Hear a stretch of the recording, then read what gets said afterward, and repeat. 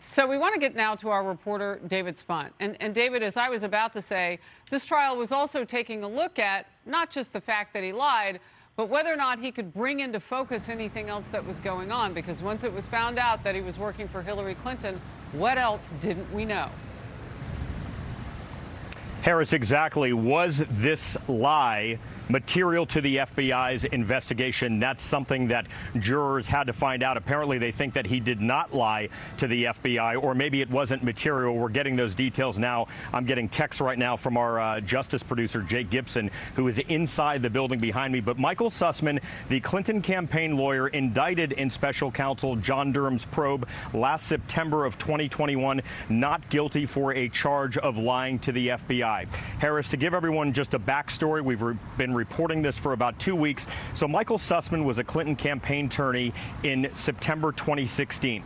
He texted the FBI general counsel, James Baker, who happened to be a friend of his, on a Sunday night on his personal phone, essentially said that he had some information that he wanted to meet with Baker as soon as possible at FBI headquarters. The next day, on September 19th, 2016, Michael Sussmann walked down the street here in Washington into the FBI headquarters and met with James Baker. In that meeting, he relayed information about an alleged secret back channel between the Trump organization and a Russian bank called Alpha Bank, which had ties to the Kremlin.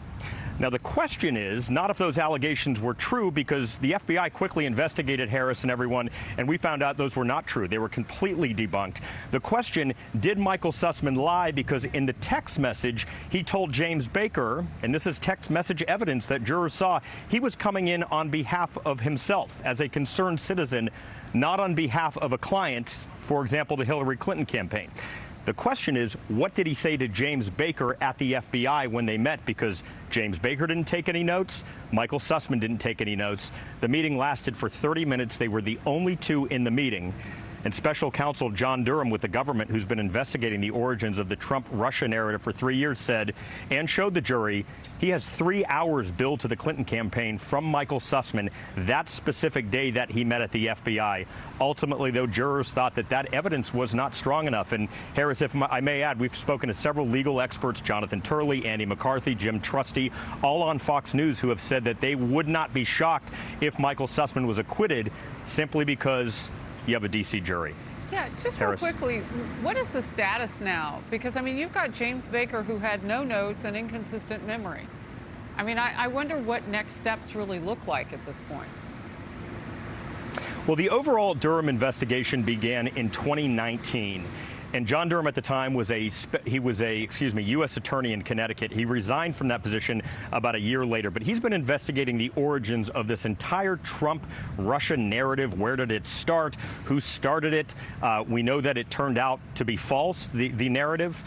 So in 2020, John Durham charged an FBI attorney by the name of Kevin Kleinsmith, a former FBI attorney, for altering a government document, altering a FISA warrant to be able to do surveillance on the Trump campaign aide Carter Page, which we've covered extensively on Fox News over the past 5 years or so. Kevin Kleinsmith pleaded guilty to this. He had about 12 months of probation and a few hundred hours of community service. This was the first trial, Harris, in 3 years of the John Durham probe. It began May this month, 3 years ago. This was the first trial. Michael Sussmann will walk out of here a free man, not guilty. Now we look forward to the case in October of Igor Danchenko. He's the Russian national that was charged with 5 counts of lying to the FBI. Michael Sussmann charged with 1 count of lying to the FBI. And Igor Danchenko is charged with misleading the FBI on his alleged involvement with the Steele dossier. I'm sure that rings a bell to many of our viewers. The consortium of documents that were aimed at taking down Donald Trump, again, all turned out to be bogus. So this is clearly a loss for special counsel John Durham. Not a good day for his investigation. But at the end, special counsel John Durham's team said they can paint a picture showing that the highest levels of the Hillary Clinton campaign were involved in an effort to take down Donald Trump's campaign with bogus information. Because if nothing else comes away from all of this, you can't erase what we now know about that. You can't take that fact away. So October is part of the next steps. David Spunt, excellent job. I want to bring in now my co-hosts, Emily Campagno and Kayleigh McEnany, also joining us today, Kennedy and Joe Concha. So, Kayleigh, let's start with this. You were in the White House. You were, comms, White House press secretary. You were asked questions daily about the president, and words like collusion and conspiracy and all sorts of things bandied about.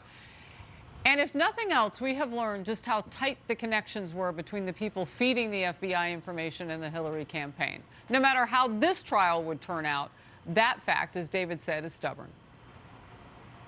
That's right. Look, on November 8th, 2016, the American people made a decision, and they decided to make President Donald J. Trump president of the United States. And for 3 years, Harris, we would vent about this at the campaign, vent about this in the White House. For 3 years, we were told the choice of the American people was a Russian asset. Think about that. The President of the United States, a Russian asset. All to be found by Robert Mueller that in fact was not true, that there was no collusion. But nevertheless, that was the sown narrative. And at the core of that, Harris, was this Michael Sussmann interaction with the FBI. He's on the Clinton payroll. He's getting paid as a lawyer. He goes into the FBI.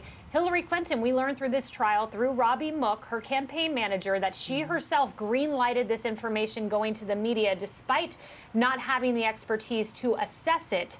But it was given the auspice of being true, not because of a media report, but because of an FBI investigation into President Trump. And at the center of that was this Sussmann meeting. And Michael Sussmann, the prosecutor in this case, Britton Shaw, argued that he wanted a, quote, October surprise, that was at the heart of his intentions. It doesn't appear that the jury bought that. But I think David Spunt raises a key point, Harris. The D.C. jury pool.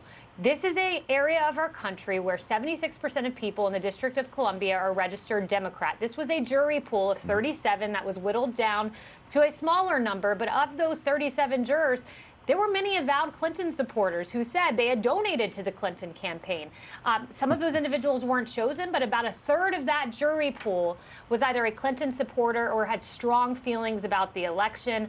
And prosecutors were very frustrated that they would not get a fair shake here. So I think this does raise questions on how fair of a shake you can be given in D.C. with a jury pool that does oftentimes way partisanly in one direction. So I want to get this bit of breaking news in now, because we are learning that Michael Sussmann and potentially his attorneys too, but Michael Sussmann is set to give a statement. We have not been clear on the timing because we're not getting very specific details on this, but we expect in a short little while to hear from Michael Sussmann with timing. What would you think at this point, Emily, that he might say? Because again, this doesn't wipe away whether or not what we know about him was pertinent to the case. I mean, he was still working for Hillary Clinton. The messages were changing hands through him to the FBI. Right. If I were his attorney, which I wouldn't be, then I would advise his statement to be one of a blanket, this affirms what I've been telling you all along, which is that I did not lie to the FBI, et cetera. Sort of general, vague statement affirming the jury's conclusion. I'd like to focus for a moment on something that David Spunt said when he called out the fact that this jury's acquittal could either mean that they ascertained he did not lie to the FBI or that that lie wasn't material. I think it's important to lay that against the backdrop of just about 2.5 hours ago, when the jury sent a note to the judge asking a question. They said, does the prosecution need to meet all the elements of the charge in order to get a guilty verdict? And that goes to this argument of evidence, right? This is the sort of ongoing conversation we've been having where the amount of evidence of this specific charge is sort of minimal. And notwithstanding Kayleigh's point about the heavily skewed Democratic jury, which I absolutely agree with, the bottom line is that it was a he said conversation where there were no notes, and all we have is a 3-hour billing window, but a 30-minute conversation. So I think I'm not surprised with this acquittal based solely on that specific charge and the evidence surrounding it. But I think what viewers need to understand is that this probably raises some questions about the legal strengths of Special Counsel Durham's overall probe. But this is, again, against the landscape of what we've learned from this, right? As Kayleigh said, what Robert Mook testified about Hillary Clinton blessing and then furthering the dissemination of this absolutely defunct narrative, not only to the media, but to the FBI itself. That's the bigger picture, right? Notwithstanding notwithstanding the acquittal of this small charge, frankly, is the surrounding information that now has become quite public, even though it's not been amplified by the mainstream media, although we have been covering it here on Fox News. Now, I want to bring this into the conversation because some of the reporting has said that during the 2 weeks of testimony, prosecutors have argued the case is really about a broader scheme by Clinton loyalists to use the FBI, kind of what Emily is saying here, and news reporters to launch a damaging last-minute revelation about Trump, you know, that October surprise, I guess, that would tip the election to Clinton.